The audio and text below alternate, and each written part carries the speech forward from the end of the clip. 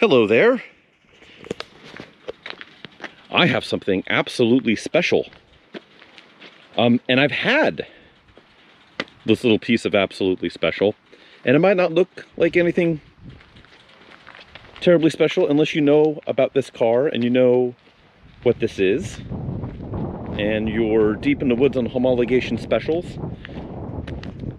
Let's go, let's poke around it. This is my personal 1991 Mitsubishi Galant VR-4, and it's got a pretty interesting story. I guess just the background while we kind of circle around it. First off, it's not as clean as I normally would like it. I washed it and then immediately drove through a rainstorm. But I'm short on time, and well, this is going to be what I'm up against for the next long chunk of time here. So, pardon the water spots and whatnot here, but while we poke around this thing, the quick Cliff Notes version of the story on this car is this, like many of the cars that I've sold at auction, originally came through my car donation homies. They, this car was donated by its original owner to charity, and it was imperfect. It was in good shape, but it just had a whole bunch of deferred maintenance. It wasn't making boost because the turbo was cooked. The exhaust manifold was cracked. It was overdue for the timing belt water pump, to the point where the water pump was actually weeping and leaking. So that needed to be addressed. The tires were old, and on and on and on. But it was a one-owner car, low 140,000 mile range as far as the odometer.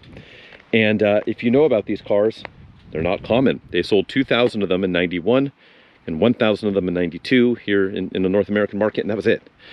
It was meant to be a homologation, you know, rally A group car, and yeah, that was how this car came to be. But this particular one, little old lady, she bought it new from the Fresno dealership, and her husband at the same time bought a 3000 GT VR-4, a 91 VR-4. So they just walked into their dealership in the late 90s, early 91, and was like, hey, give me your two coolest cars. So she got this Belize green Galant VR-4. He got the red over tan 3000 GT. And yeah, fast forward to when she got rid of it. Yeah, she had it forever. She loved it. She drove it around. It did have the coolant leak. She took it to her local shade tree mechanic. She lived in basically rural Sonoma County. And the shade tree mechanic was like, the heck is that thing? I don't want to work on that. I don't know. Take it to the dealership. She took it to her local dealership in Santa Rosa, but Mitsubishi being Mitsubishi, they, well, they were gone. That dealership had closed down. They stopped existing.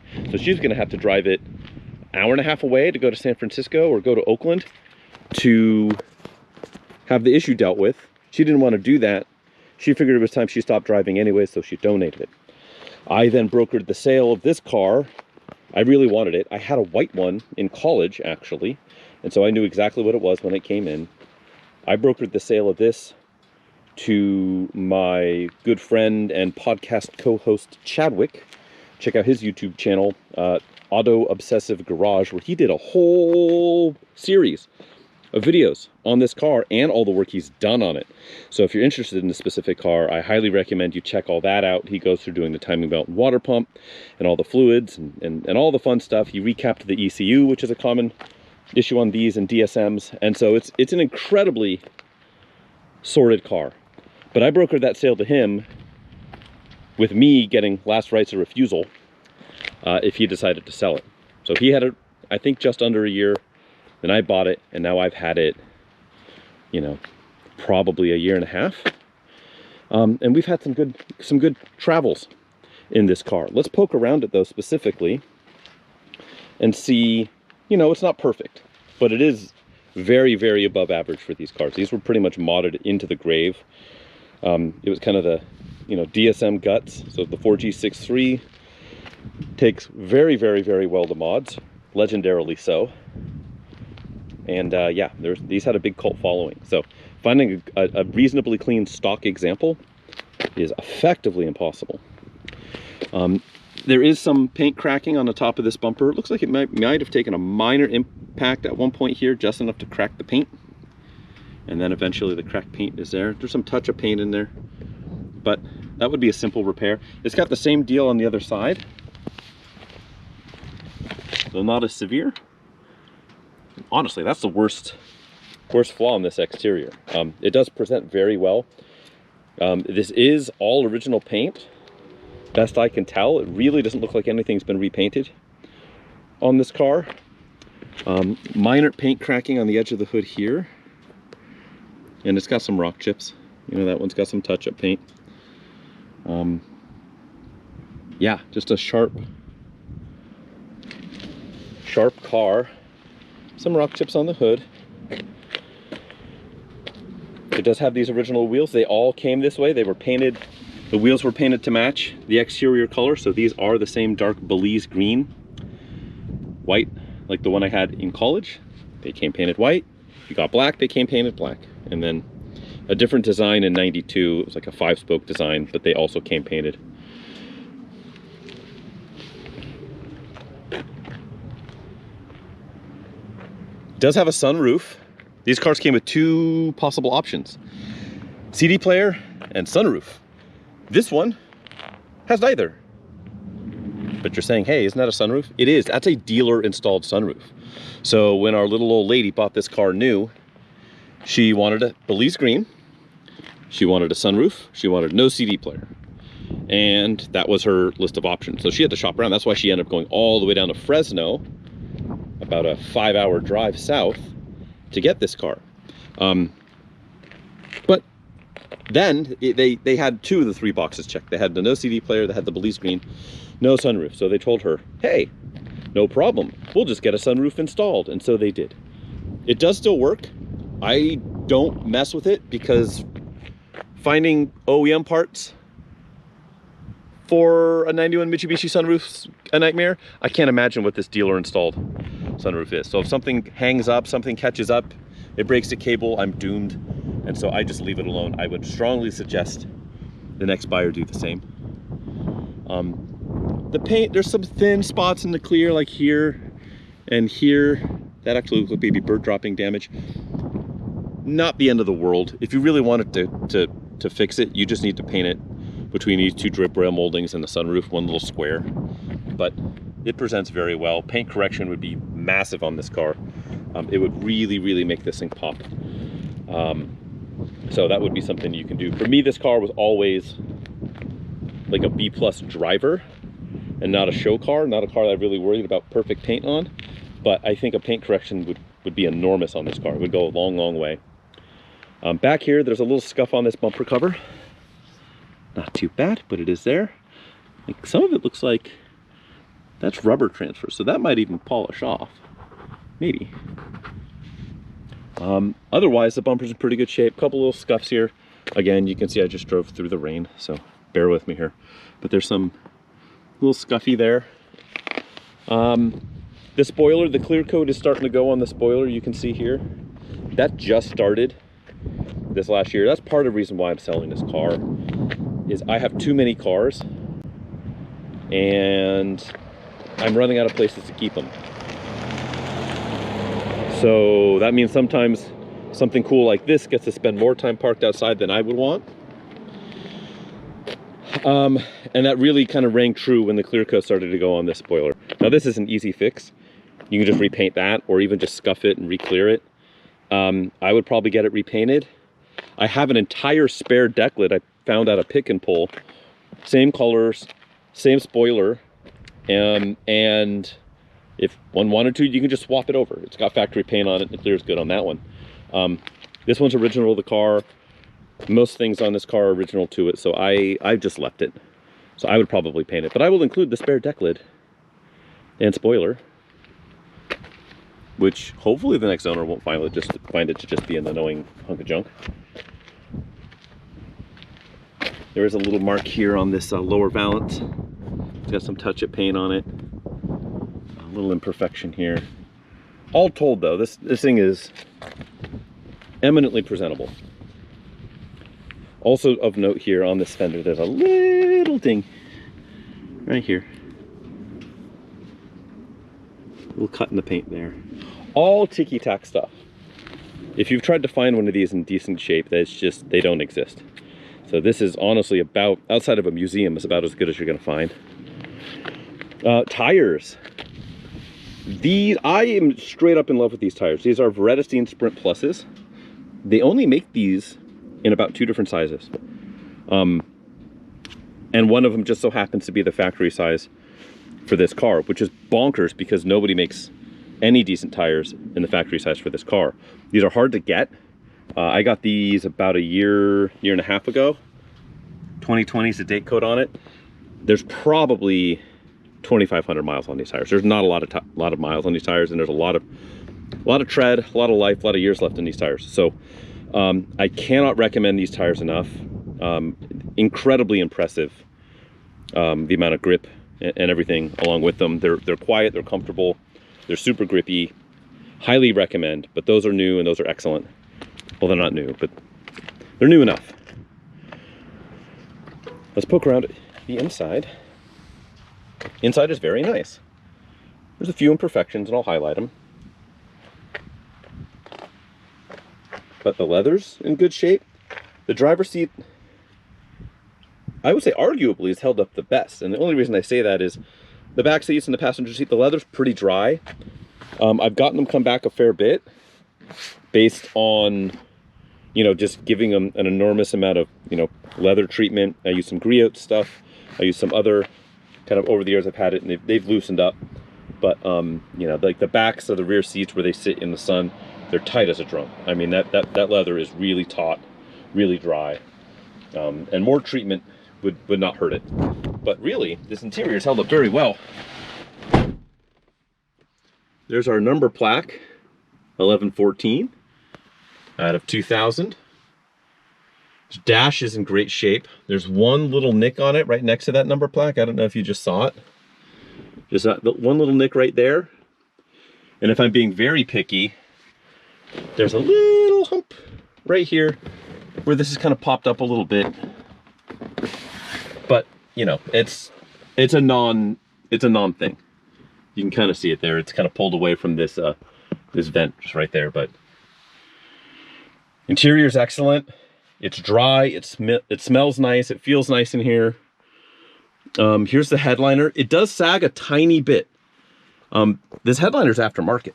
If you look at these visors, the original headliner material would have the same kind of texture to it, but it's smooth. And they did that when they did the headliner for when they did this custom sunroof.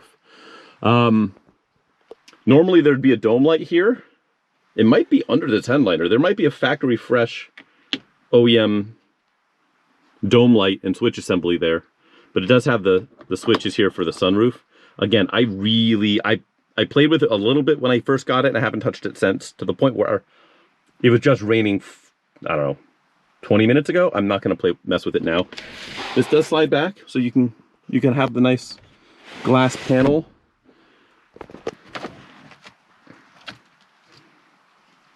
Looks like somebody had re-glued this at one point. I have a spare visor and some other spare stuff I will include as well. I'm not going to need them anymore. And that's kind of sad, but I am not going to need them anymore. I will include all of that. I did see somebody at one point, it looks like this had pulled away and they'd kind of like tried to re-secure it with a screw and some glue. It holds just fine. If you poke it a bunch, it might come across as looser than it needs to be. Other than me staring at it right now, I never notice it. It never causes any issues. Back to the headliner real quick. As I said, you can tell it's a tiny bit saggy. If you sit in the back seat, it doesn't hit your head. But just again, full disclosure, that is a bit saggy. And I don't remember if this is factory or not. It does work. Oh, that guy's a little sticky. There he goes. These are things I never use.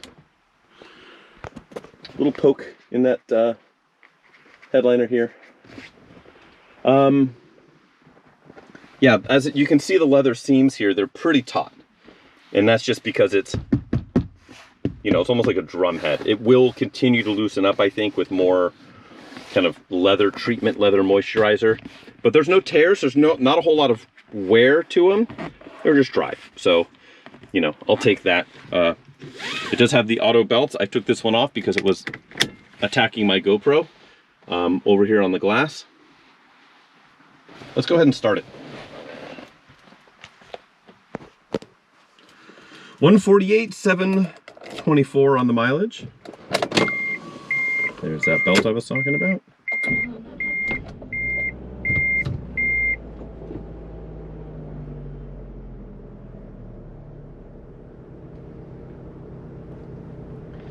Everything works on this car.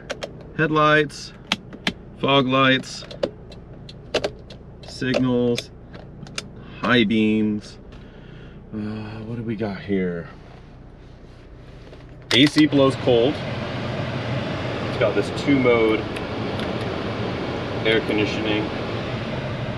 I never remember if like orange is econ or green is econ. I think orange is econ.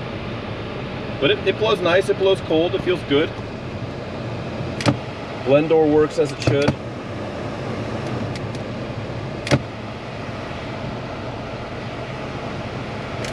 Got all the different temperatures. Does have the original cigarette lighter. That does work. I have used that to charge phones on various road trips. We've got the stereo. If you look at baseball, it works. Like, there could be probably... The power antenna along with it works. See, it just popped up out there. And it does go back into its home. If we click that guy off. The tape deck does work. It's a little persnickety. The audio quality out of it is kind of trash. And I don't know if it's just the tapes I have, which are very few, or if it's the player. Maybe the heads need to be cleaned. If you're huge on tape decks, being full period correct, take note of that. Air blows out of all the vents. The clock does work. It is accurate. It keeps time. This vent is missing one little bar. If that's a deal breaker, be aware. Factory shift boot, like that's another thing I have a spare of that'll throw in. Shift knob is in good shape. Power mirrors work. Oh, did I speak too soon? No, up, down. Gotta wake them up. Oh, there it goes. A little sluggish, but that guy's working. Driver side. Yep. In, out, down, up. Let's pop the hood. Well, actually, let's do windows. We've got auto down on the driver's seat. Side, I should say. Luxurious. Passenger. Let's do the rears. Yep. And up.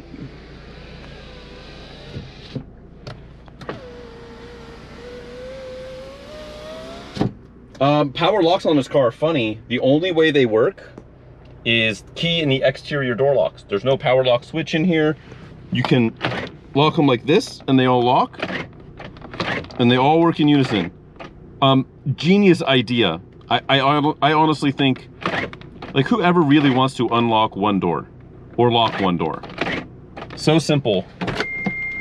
I don't know why. I don't know why. Everyone should have just done that from day one.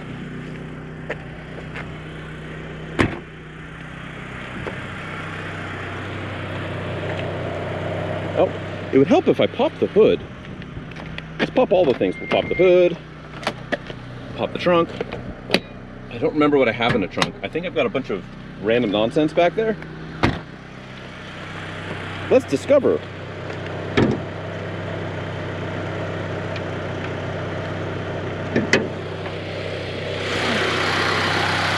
There it is, 4G63 Turbo.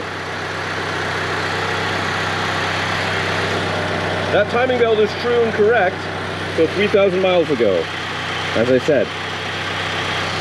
Chad A did the timing belt water pump. I have video evidence. Who needs receipts when you've got video? In my ownership, I had the turbocharged rebuilt. Right after I got it from Chadwick, the freshly rebuilt turbo decided to unrebuild itself. So I rebuilt it, and it's been perfect since.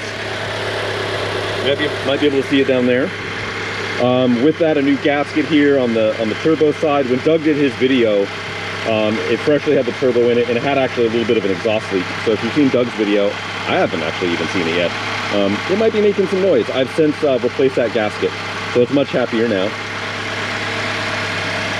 Yeah, a lot of work has been put into this.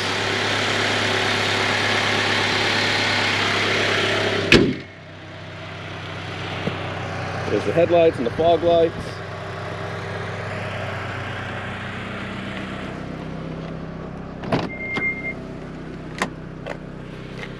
I do have some original sales literature and everything too I'm going to include in this auction for this car. So check that out. There is one spot here, might be able to see it on this door, where the clear is gone. I had a buddy of mine who's a PDR tech. He did a glue pull of a little door ding here, and he got the dent out, which is great news. Unfortunately, when he took the little puck off to do the PDR work, it pulled a chunk of clear off. He was very, very unhappy. But it is what it is. It's fine. It's much better than the door ding that was there. And the interior just, it really has held up. This little lock guy is partially snapped off, so be aware of that. Otherwise, it's nice back here. Got an armrest. Got a pass through to the trunk.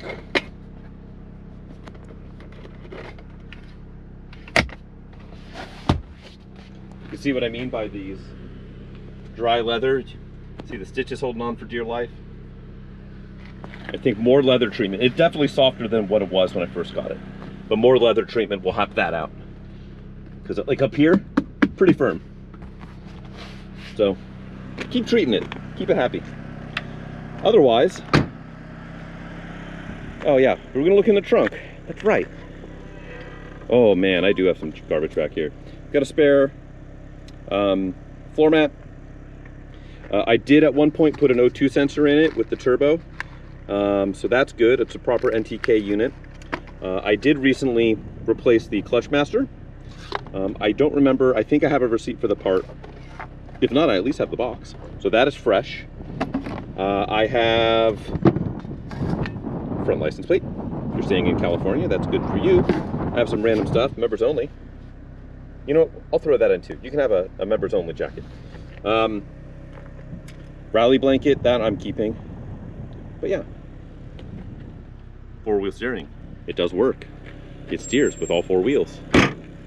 Anyways, why don't we go experience that four-wheel steering? This is a car, this road right over here, I'm pretty familiar with, and this is a car I'm extremely familiar with. So let's drive it spiritedly.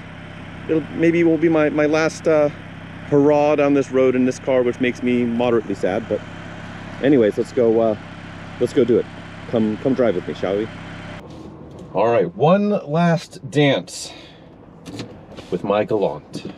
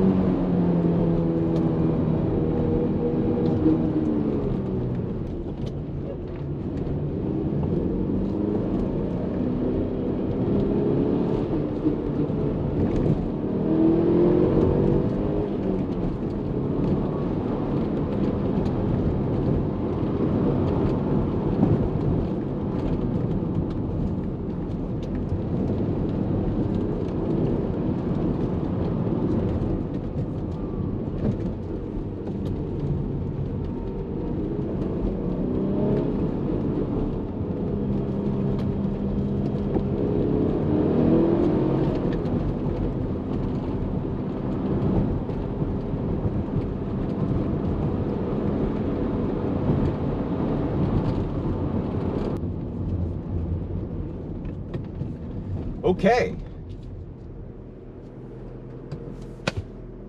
It's a little run in my about to be former Galant. It's a car I'm going to miss greatly. I almost assuredly will never be able to replace it with one of this caliber. So for that, I'm quite sad, but I am excited for the next person to own it. Maybe it will be you. So head on over to Cars and Bids, where you're gonna find the auction for this car. I'll have a link in the description below. Check out Doug's kind of poke around of this car, talking more about the Galant in general. And yeah, it's incredibly cool. It's yeah, it's something special. So thanks for riding along. Thanks for poking it full of holes. Bid often, bid early, and thanks guys. Alrighty, let's roll.